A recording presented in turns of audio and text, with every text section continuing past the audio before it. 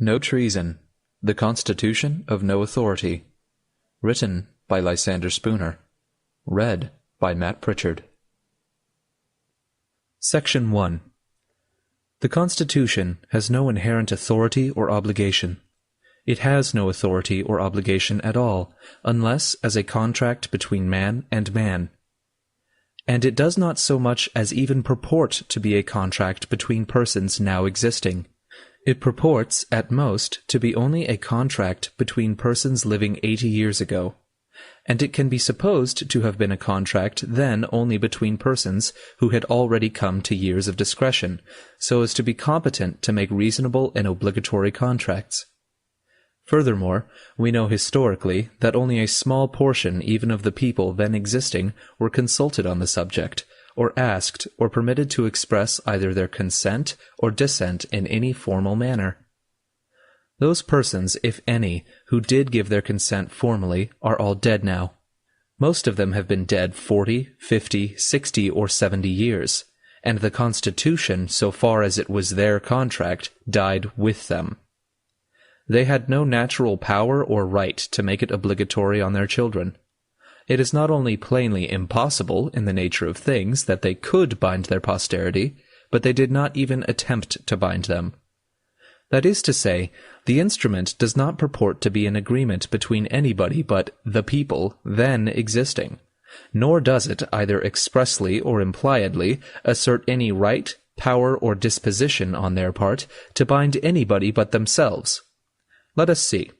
Its language is, "We the people of the United States," that is, the people then existing in the United States, "in order to form a more perfect union, ensure domestic tranquility, provide for the common defense, promote the general welfare, and secure the blessings of liberty to ourselves and our posterity, do ordain and establish this Constitution for the United States of America."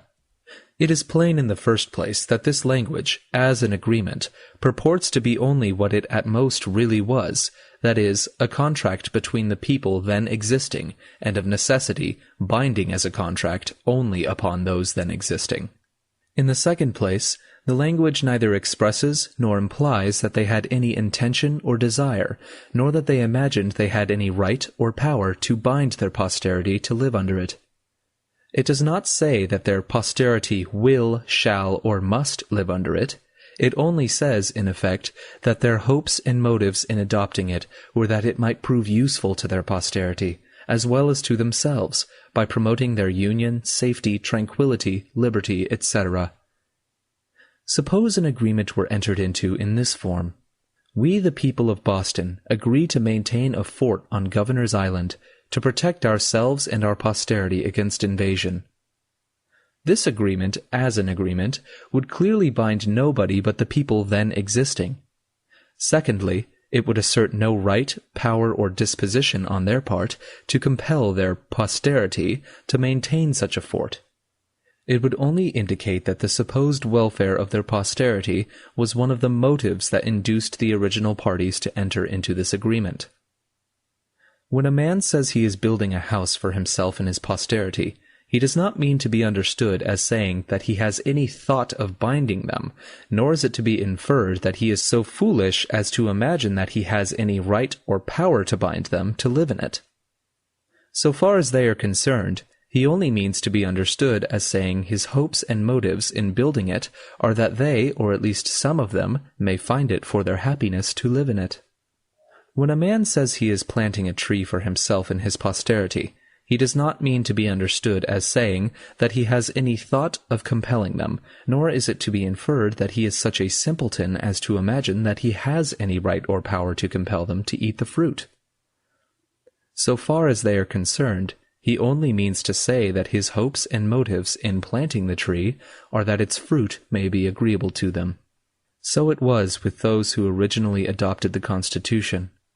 Whatever may have been their personal intentions, the legal meaning of their language, so far as their posterity was concerned, simply was that their hopes and motives in entering into the agreement were that it might prove useful and acceptable to their posterity, that it might promote their union, safety, tranquility, and welfare, and that it might tend to secure to them the blessings of liberty.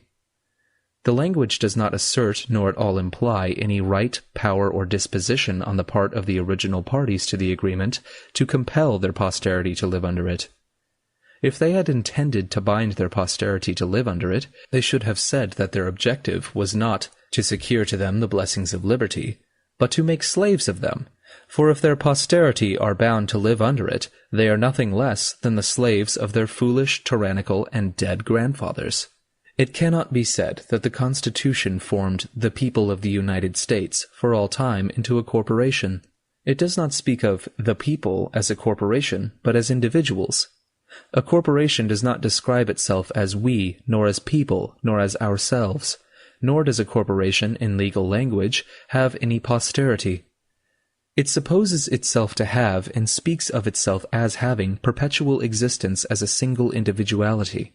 Moreover, no body of men existing at any one time have the power to create a perpetual corporation. A corporation can become practically perpetual only by the voluntary accession of new members as the old ones die off.